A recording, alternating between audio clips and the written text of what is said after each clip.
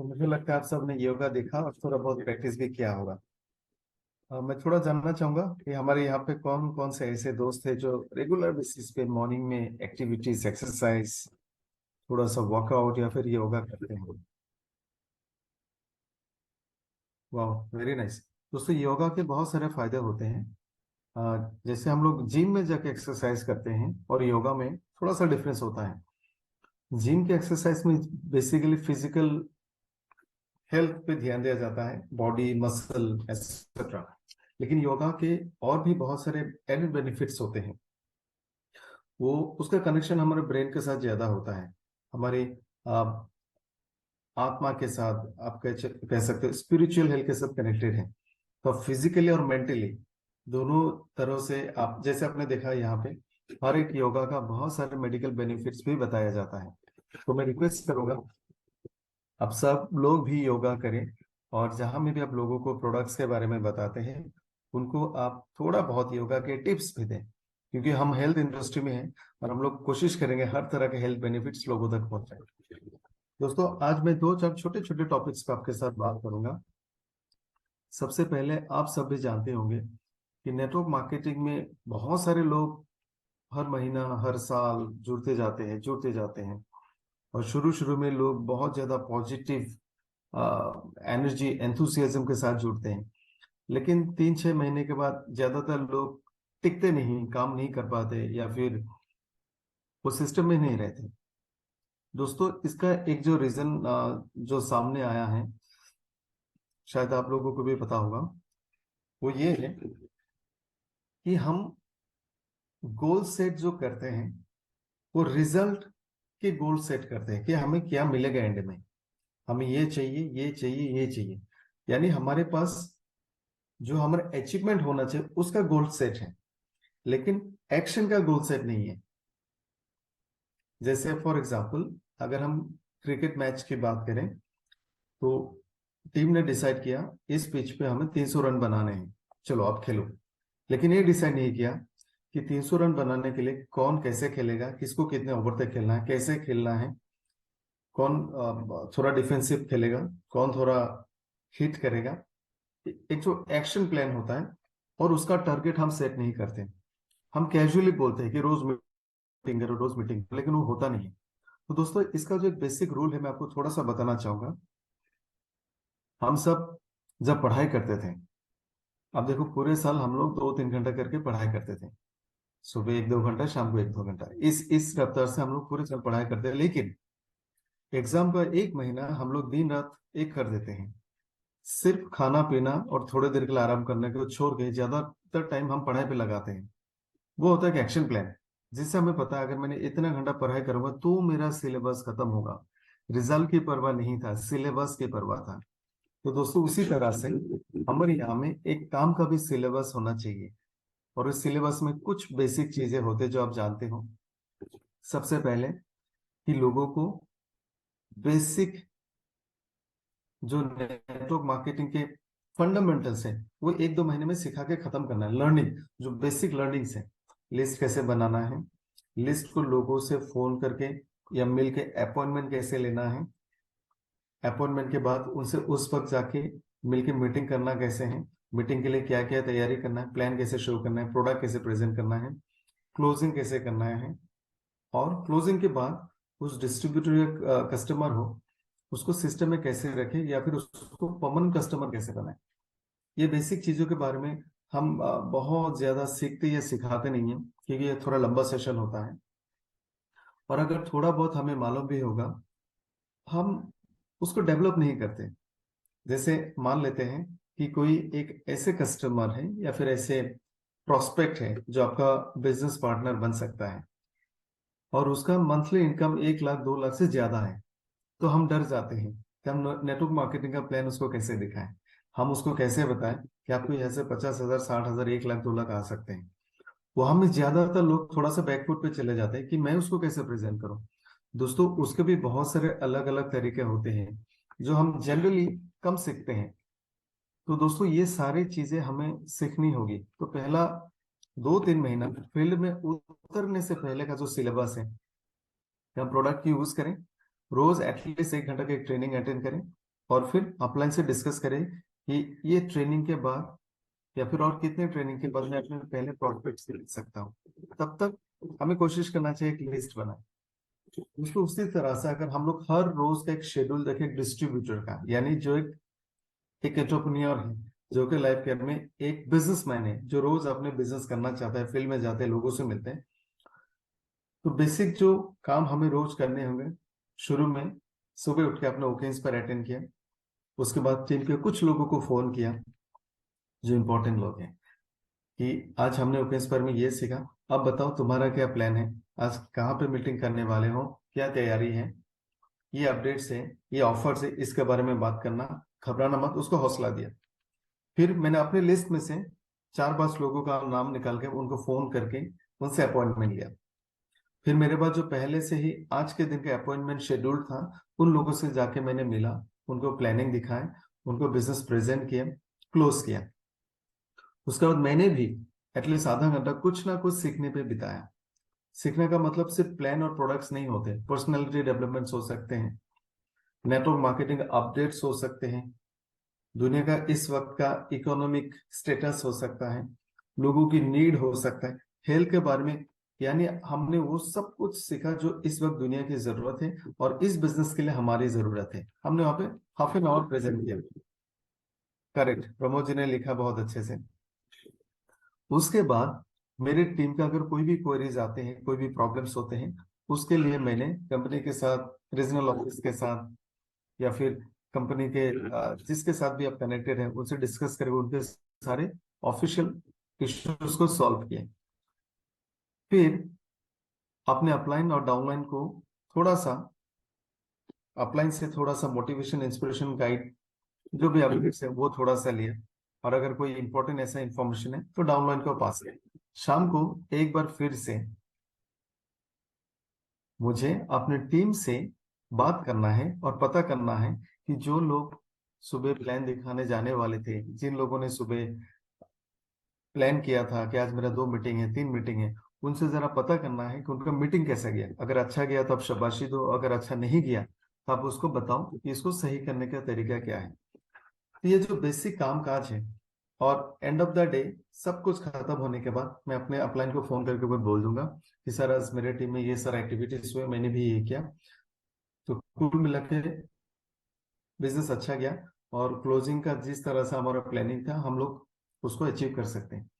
ये जो सुबह से लेकर इवनिंग तक का काम का टारगेट है, हम अगर सिर्फ इसका पीछा करें, सिर्फ इसका पीछा करें, तो मुझे लगता है जैसे स्टूडेंट्स 1 महीने में पूरा कोर्स कंप्लीट कर देते सिलेबस, जैसे कोई भी इंसान कोई भी टास्क को, आप घर बनाते हो, मिस्त्री को आप शेड्यूल देते हो 2 साल में घर बनाना है। जैसे हमारे घर में खाना बनते हैं, 1 घंटा टाइम है खाना बना के खत्म करना है, हमें हमारे पास आधा घंटे का टाइम है स्कूल पहुंचने का, होमवर्क दिया जाता है वो भी शाम को हम खत्म करें। हर काम का जो टाइम फ्रेम होता है वो बिफोर टाइम खत्म हो सकता है। तो दोस्तों मेरा मानना है, पिछले 10 साल का जो नेटवर्क मार्केटिंग का मेरा एक्सपीरियंस रहा है, जो लोग अपने एक्शन प्लान का टारगेट लेते हैं, अपने ड्यूटीज का टारगेट लेते हैं, कौन कौन सा काम कैसे कैसे करना उसका पीछा करते हैं, तो आपके पास रिजल्ट्स ऑटोमेटिक फॉलो होते हैं, आपको रिजल्ट्स आराम से मिल जाएंगे। मैं जानना चाहूंगा कि आप सब लोग भी मेरे साथ सहमत हैं? ये से नो में जवाब दें। ग्रेट। और आप सब लोग यहाँ पे जितने लोग मेरे साथ जुड़े हैं, आपके पास नेटवर्क मार्केटिंग का बहुत बड़ा अनुभव है। अब इसको एनकेश आपने कर लिया, यानी आपने अपने नॉलेज को यूटिलाइज करके अच्छा बिजनेस बिल्ड कर रहे हैं या फिर पहले भी कर चुके हैं।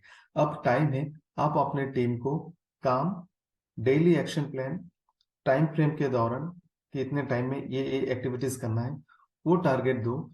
और अपने सारे टीम लीडर्स को भी सिखाना है कि सुबह उनसे बात करना है और शाम को एक बार रिपोर्ट लेना है कि क्या क्या हुआ।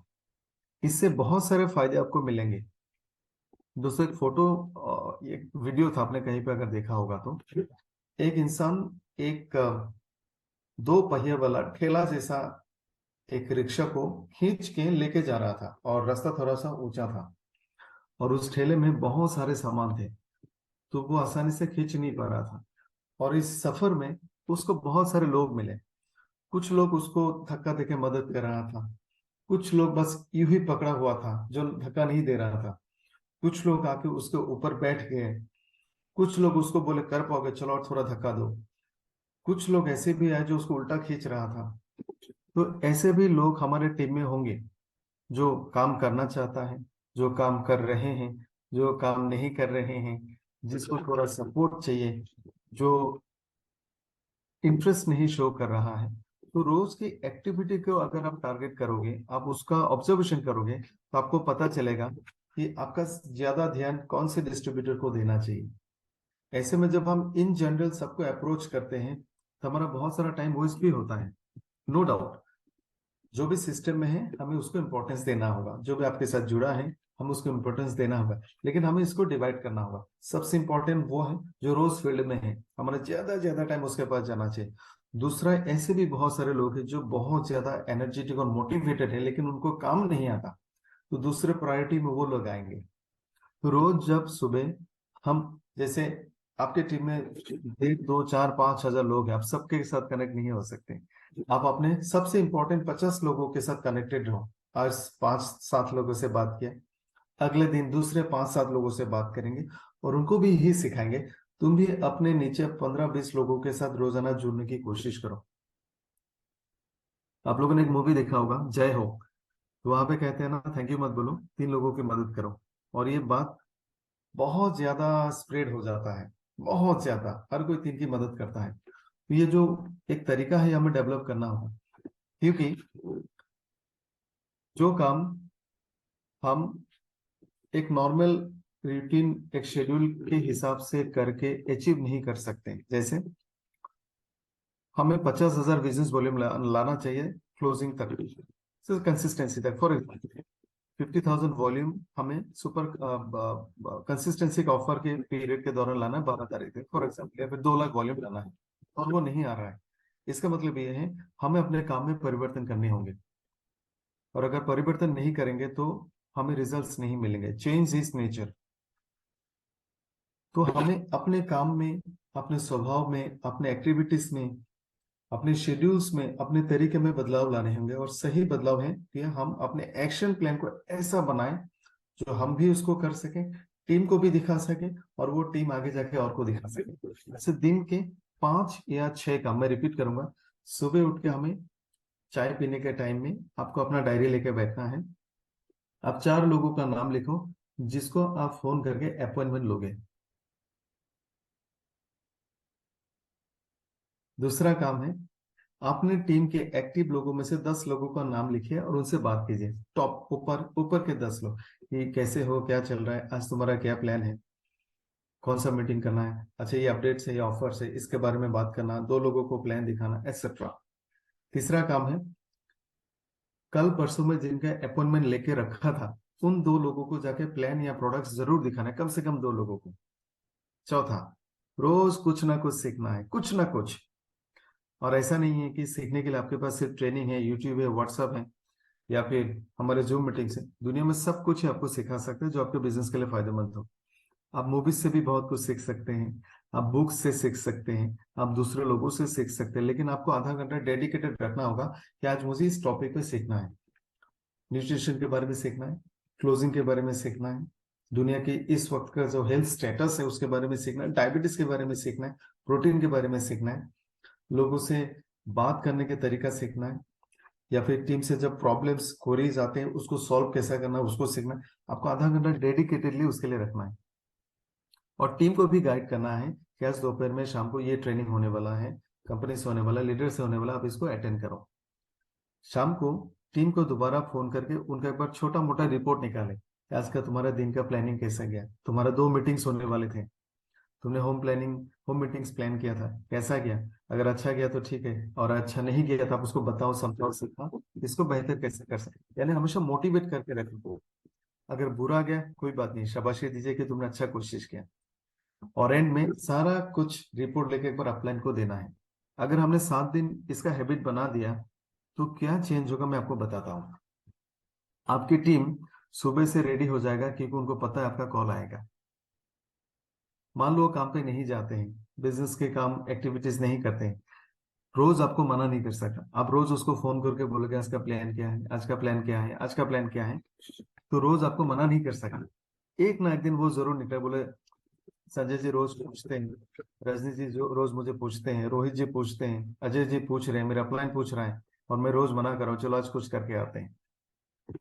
और ये 5-6 दिन जो आप उसके साथ लगातार बात करते हो, बात करते हो, बात करते हो, आपका एक बहुत अच्छा रिलेशनशिप भी डेवलप होगा, बहुत अच्छा रिलेशनशिप। जैसे अ, जिस दुकान से हम सामान खरीदते हैं और 2 मिनट बात भी करते हैं, आप देखो वो आपका दोस्त बन जाता है। ठीक है, आप उससे रोज थोड़ा बहुत बात करते हैं, तो एक बहुत अच्छा रिलेशनशिप डेवलप हो जाएगा। और फिर उसको फिक्र होगा कि शाम को तो सर फिर से फोन करेंगे रिपोर्ट लेने के लिए कि क्या किया नहीं किया, तो वो अच्छे से करने की कोशिश करेगा। दूसरा है, रोज लोगों को कुछ ना कुछ सीखने के लिए एक हैबिट डेवलप हो जाएगा, और आपका भी रोज अपॉइंटमेंट लेने का और प्लान शो करने का आदत बन जाएगा।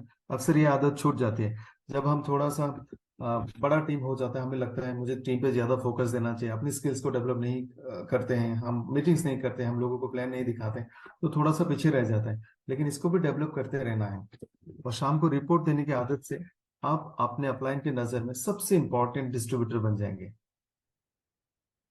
ये एक अच्छा सवाल आया कि डाउनलाइन फोन रिसीव नहीं करते।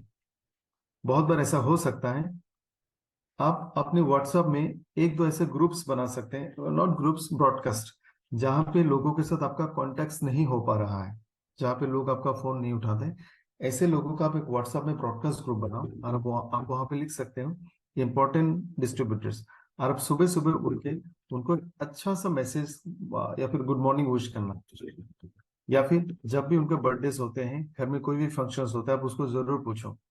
और कभी कभी आप व्हाट्सएप, अगर आप फोन नहीं किए, आप फोन किए वो फोन नहीं उठाए, तो आपका बात नहीं होगा। दूसरे सवाल पर भी आऊंगा।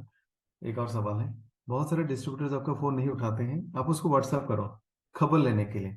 आप उस वक्त आपको भूलना होगा कि ये मुझे बिजनेस देगा, आपको ये भूलना होगा ये मेरा भाई है, ये मेरा दोस्त है, ये मेरा परिवार वाला है। जैसे मान लो मेरे और मेरे किसी दूर का कजिन भाई, हम दोनों दोस्त हैं, एक साथ पले बढ़े हैं, लेकिन अभी बातचीत नहीं होता है, और उसके बर्थडे पे तो मैं मैसेज जरूर करता हूँ, मैं भूल नहीं सकता कि वो मेरा भाई है। तो हमें उसको मैसेज करना होगा कि भाई तुम कैसे हो, क्या चल रहा है, क्या हालत है, घर में सब ठीक है। आप उससे वो फैमिली वाला रिलेशन डेवलप करो। तो आप बीच बीच में व्हाट्सअप करो, हाल खबर लो, उसके इंपॉर्टेंट ओकेजन पे आप उसको विश करो, देखना एक रिलेशन डेवलप होगा। लेकिन डिस्कनेक्ट मत होना। किसी ने लिखा अपलाइन भी फोन नहीं उठाते। दोस्तों, 2-3 चीजें हैं अपलाइन के बारे में मैं बताऊंगा।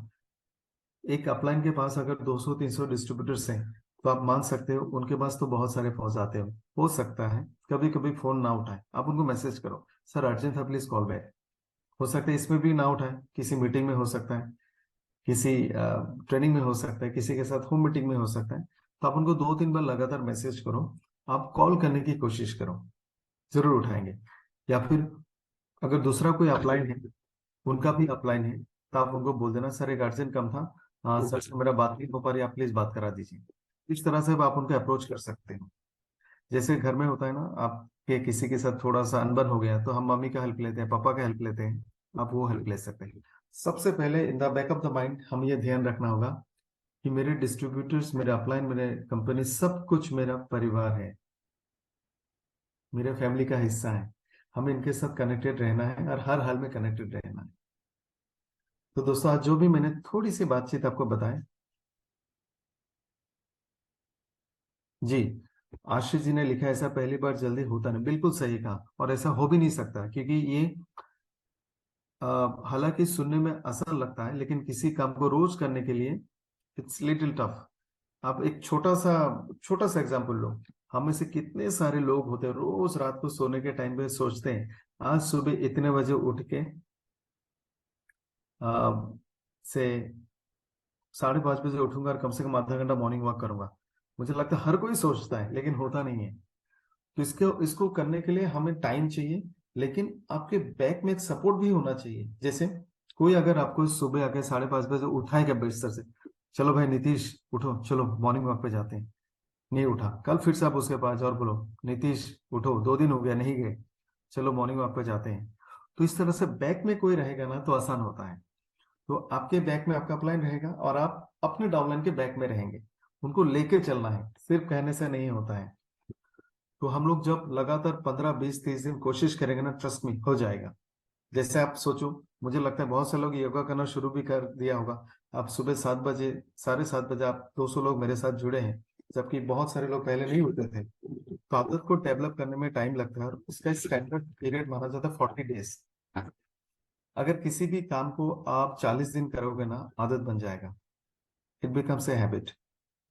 हम लोग नवोदय में पले बढ़े।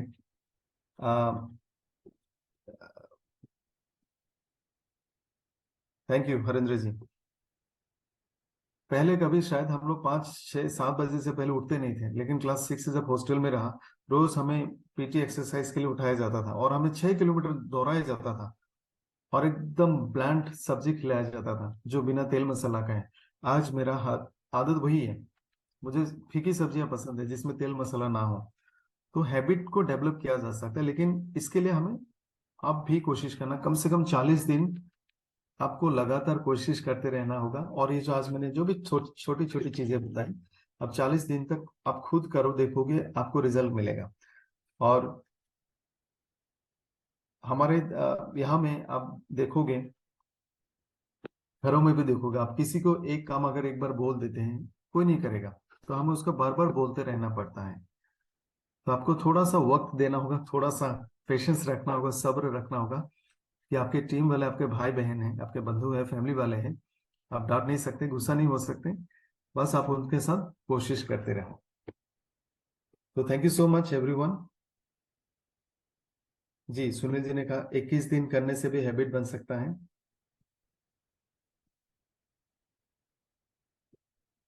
जी वकील साहब, मेरा हेल्थ गुड है, थैंक यू। संजय जी ने पूछा है, एक बार प्रोडक्ट्स देने के बाद दोबारा रेगुलर नहीं होता, इसका भी कारण होता है।